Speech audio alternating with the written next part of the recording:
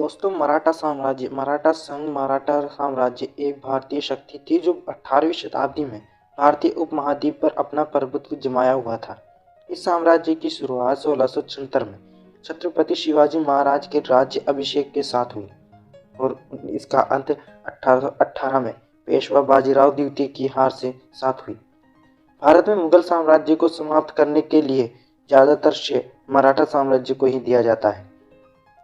लेकिन दोस्तों, हम आगे बात करें मराठा साम्राज्य की, उससे पहले आप हमारे चैनल को सब्सक्राइब जरूर करें और बेल आइकन को दबा दें ताकि हमारी अगली आने वाली वीडियो आप तक जरूर पहुंचे।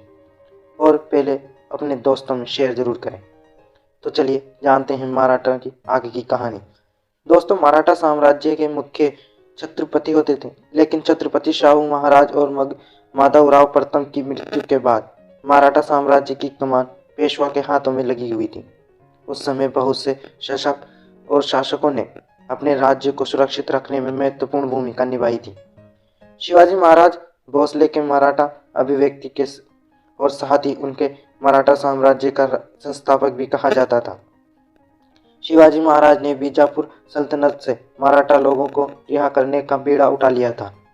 मुगलों के कैद से उन्होंने लाखों मराठाओं को माफी दिलवाई।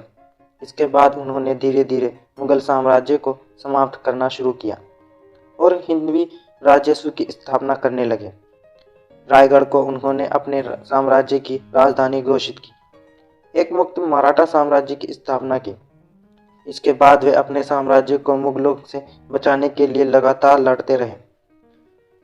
दोस्तों, 1674 में स्थापित नव मराठा साम्राज्य के छत्रपति के रूप में उनके राज्य अभिषेक किया गया।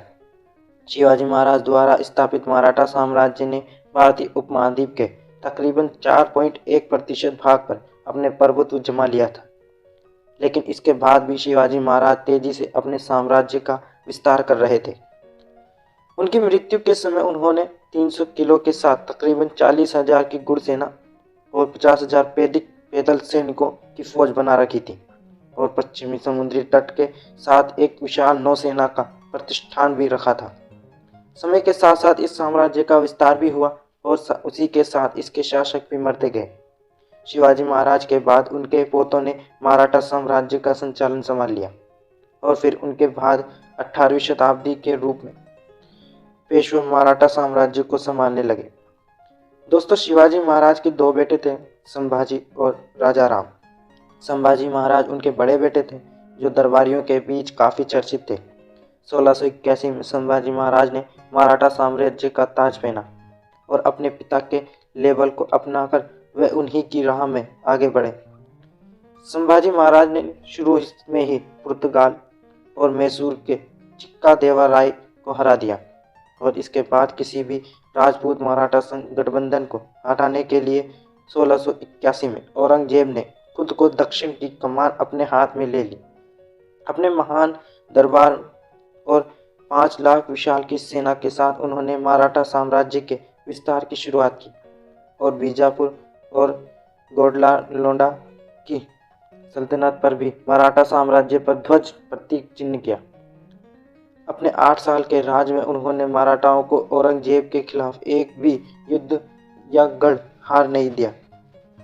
दोस्तों, 1689 में संभाजी महाराज ने अपने सहकारियों की रणनीति के लिए सोमेश्वर में आमंत्रित किया ताकि मुगल साम्राज्य को हमेशा के लिए हटा दिया जाए।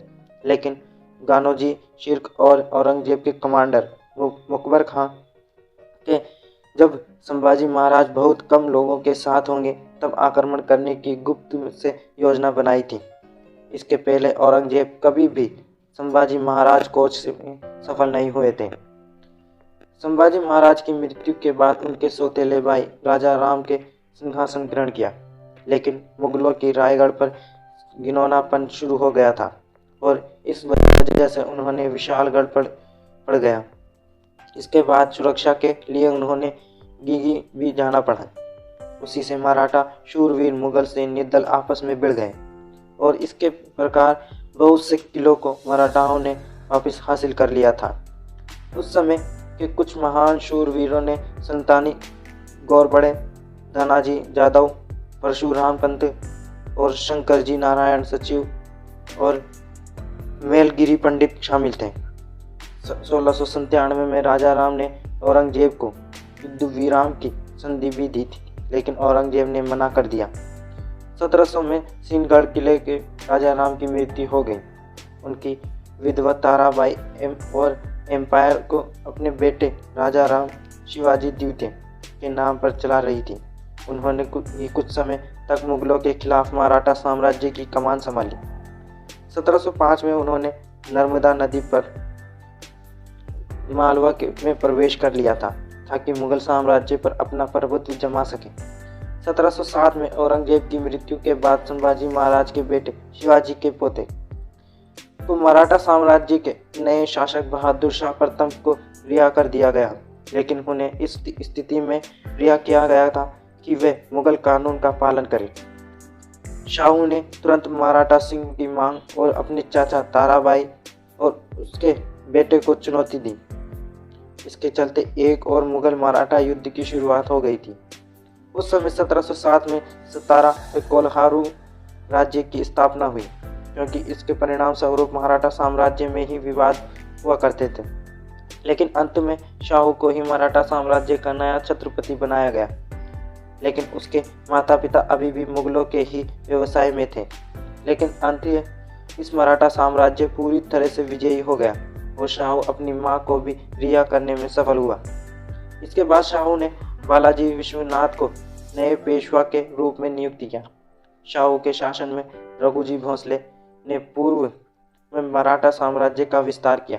सेनापति खागड़े ने पश्चिम में विस्तार किया। पेशवा बाजीराव और उनके 3 मुख्य पर्श धार, इंदौर, ग्वालियर में उत्तर में विस्तार किया। ये सभी राज्य उस समय मराठा साम्राज्य के हिस्से में थे। इस युग में पेशवा चित्पावन परिवार के संबंध रखते थे, जो मराठा सेनाओं का नियंत्रण करते थे और बाद में वही मराठा साम्राज्य के शासक बने। अपने राज में पेशवाओं ने भारतीय उपमहाद्वीप के ज़्यादातर हिस्से पर अपना अधिकार कायम रखा। दोस्तों, आपको हमारी ये जानकारी कैसी लगी हमें कमेंट करके ज़रूर बताइएगा।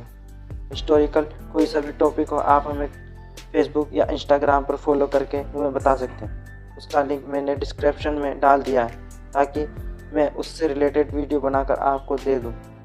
और ऐसे ही हिस्टोरिकल वीडियो पाने के लिए हमारे चैनल को सब्सक्राइब जरूर करें और दोस्तों में शेयर करें। Thank you for watching.